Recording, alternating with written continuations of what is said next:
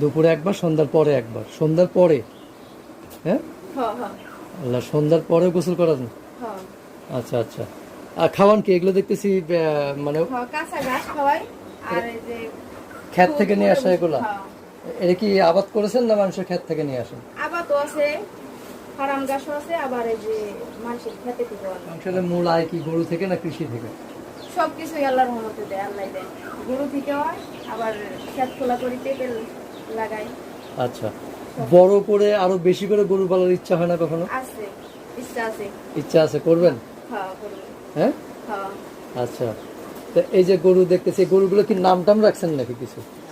নাম টাম রাখিনি কে।